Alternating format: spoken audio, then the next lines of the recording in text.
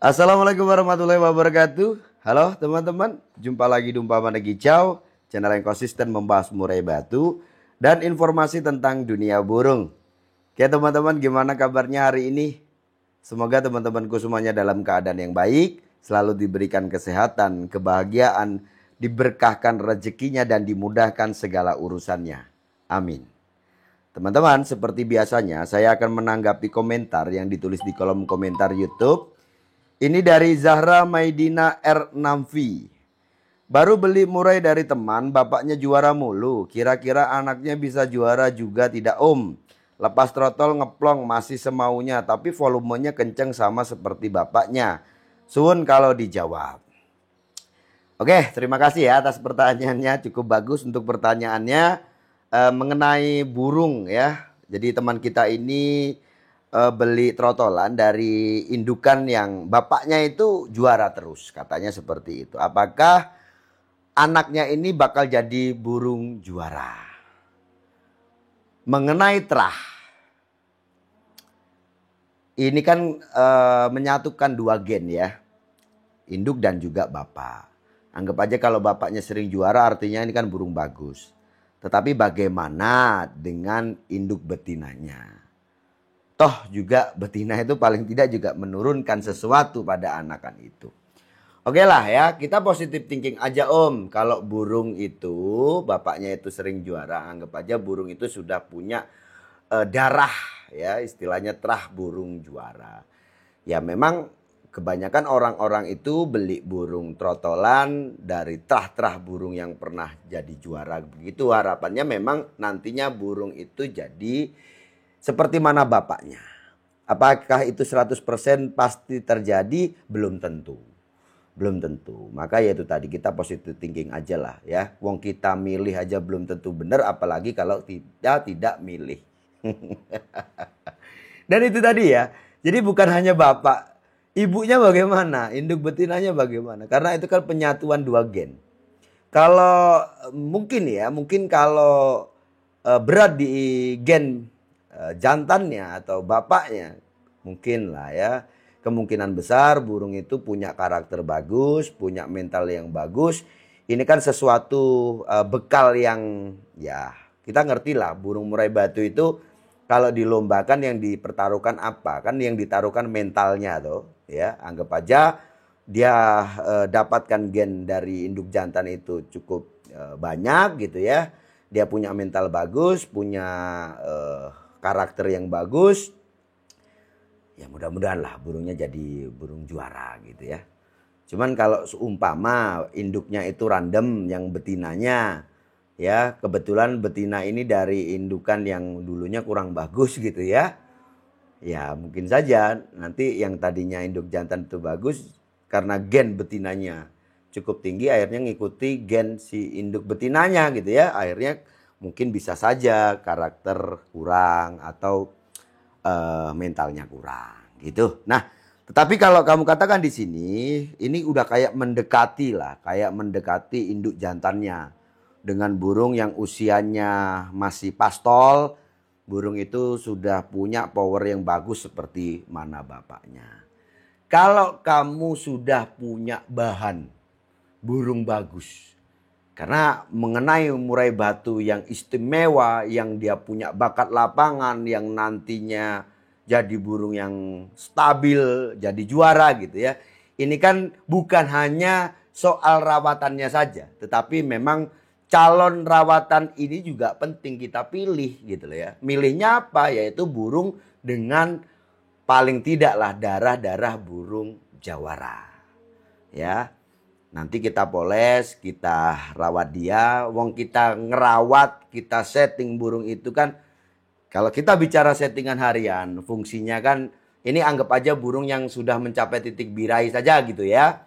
Artinya rawatan harian adalah untuk menstabilkan. Kalau kita pakai settingan loh ya. Jadi birahi itu tetap ada, kondisinya tetap bagus, tetapi dengan jatah EF.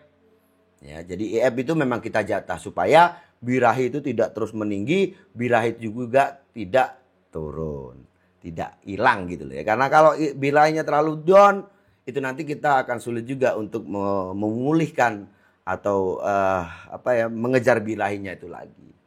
Gitu. Jadi itulah untuk rawatan harian atau settingan harian yang orang ngerawatnya pakai settingan pakan. Ada juga kan ya yang burung itu tidak disetting untuk pakannya. Dia pakai full EF. Nah, artinya apa? Ini dia mentokan di mana birahinya.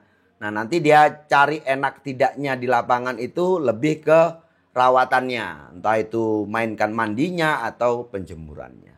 Insya Allah lah. Metode settingan itu macam-macam ya. Kebiasaan, kebutuhan burungnya, menyesuaikan burungnya. Nah, itu ya, kita mau kasih settingan itu tadi ya. Nah, cuman yang terpenting memang juga tidak boleh kita tinggalkan. Kita harus pilih burung yang memang punya bakat. Gitu loh ya. Baru kita rawat. Ya, kalau burung itu tidak punya, mentalnya jelek, nggak berkarakter, ya kan? Anggap aja dangkal dalam birahinya, dalam emosinya. Ya, mungkin dengan rawatan umum saja agak sulit ya kita mau supaya burung itu bisa on fire gitu ya. Terlebih kalau burung itu tidak punya karakter dan karakternya jelek dan tidak punya mental yang bagus ya. Mau kita rawat seistimewa spesifik apapun gitu ya. Burung ya gimana lagi sih, burung memang kualitasnya kurang bagus ya. Jadi milih burung dengan kualitas yang bagus itu memang penting. Dan upaya kita memang ya pada umumnya saja memilih di burung-burung yang ada terah gitulah ya. Bahasa ada terah itu kan mungkin bapaknya pernah atau aktif jadi burung lapangan terus diternakkan, itu kan terah namanya. Ya ada lagi itu burung yang sebenarnya random.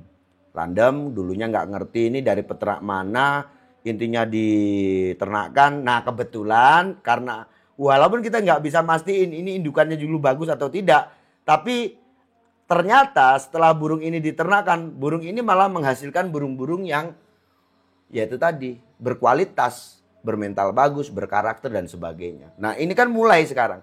Ya mungkin kalau kita tarik ke 5 tahun yang lalu, orang itu selalu fokus pada burung-burung yang dikatakan terah. Ya kan? Karena belum tuh ada yang namanya bermunculnya burung-burung yang mungkin random gitu ya, burung acak terus dia mengeluarkan anak yang punya bakat, itu belum kelihatan. Jadi kalau dulu itu orang itu pokoknya pengen dapat burung yang bagus, upayanya ya dari burung terah. Tapi kalau sekarang karena sudah banyak orang beternak dan juga orang-orang yang ternak ini tadi juga ternyata sebagian itu ada burung dikatakan random atau acak ini tadi ternyata mengeluarkan burung-burung yang kualitasnya kualitas lapangan. Gitu ya. Nah, akhirnya inilah diburu. Ya, dengan anggap aja begini, yang tadinya burung kan karena burung belum terah. Anggapnya kayak SS inilah. Tadinya nggak ngerti nih burung ini terahnya bagaimana, kan nggak ngerti, random itu. Ternyata bisa mengeluarkan anak seperti mana SS. Ya, itu nanti jadi jadi sesuatu yang menguntungkan untuk peternaknya juga ya. Seperti mana saat ini adik-adiknya SS ini katanya antara 20 juta sampai 25 juta, katanya seperti itu. Bahkan adik dia entah itu adik pasnya atau gimana ya, atau hanya keponakan aja masih ada turun gitu ya. Itu sampai laku 170 juta.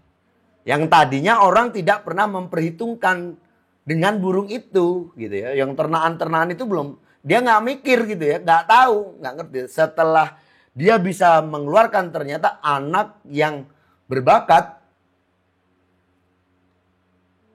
ya akhirnya diburu orang dong. Ya, jadi gitu aja teman-teman. Itu kan sebenarnya juga banyak ya yang menanyakan kepada saya itu, Om, apakah terah itu 100% nanti pasti akan seperti mana indukannya? Belum tentu. Gitu ya. Yang paling enak sekarang ini karena udah banyaknya orang beternak, ya lebih kamu mencari saja informasi di mana ya satu pemikirannya begini, satu burung sudah jelas karena ada testimoni, artinya produk dari dia walaupun tidak dari terah burung yang jawara, tapi dia bisa mengeluarkan anak-anak yang berbakat, itu kan potensi itu ya. Itu. Terus harga juga pasti agak miring teman-teman. Kalau masih di daerah-daerah gitu. Tapi kalau dia sudah punya nama, wah, tahu sendiri lah ya. Apalagi kalau orang punya jiwa bisnisnya kuat gitu ya. Burungnya juara gitu kan, langsung itu nanti gimana caranya mengolah media supaya ya itu tadi orang akhirnya tahu, dan yaitu prospek jangka panjangnya apa, burung itu nanti hasil dari ternakan dia pasti akan booming dan harganya pasti melejit gitu ya. Ya itu teman-teman, jadi itu tadi ya, pentingnya kita memilih calon burung yang mungkin yang mau kita rawat, dan tujuan kita supaya untuk jadi burung lapangan dan harapannya jadi burung jawara. Pemilihan calon rawatan ini tadi ya, yang kita rawat nih burung ini ya, harus ya paling tidak lah, entah itu dari terah atau ya saya katakan tadi dari daerah-daerah yang burungnya walaupun nggak ngerti terahnya apa, tapi dia bisa menghasilkan burung-burung yang berbakat. Itu kamu cari aja itu. Intinya bahan rawatan ini juga harus bagus. Harus bagus, baru nanti kita ngerawat dengan bagus. Ingat, kalau dasarnya burungnya nggak bagus, dasarnya burung nggak punya mental. Karena kita bicara burung murai ini burung petarung. Harus kamu catat itu ya. Burung murai ini adalah burung petarung. Saat dia temukan dengan burung murai batu, yang terjadi apa? Yang dipertaruhkan adalah mental. Mentalnya harus bagus, karakter harus bagus, terus dia punya bakat ya, mungkin talenta dia untuk cara dia membawakan materi itu harus enak, intonasinya jelas dan sebagainya. Itu kamu cari aja bahan seperti itu. Ya sulit dong Om Sanda, ya itu loh. Sulitnya kamu mencari pasti hasilnya juga sesuai lah nanti ya, dengan sulitnya kamu mencari ini tadi, dengan upaya usahamu sampai kamu bisa menemukan, ya kan, ya sesuai dengan pengorbananmu lah, istilahnya seperti itu. Sabar aja lah pokoknya ya, sabar cari informasi. Intinya yaitu tadi kamu harus punya bahan burung yang bagus. Saya rasa cukup sekian, sukses selalu.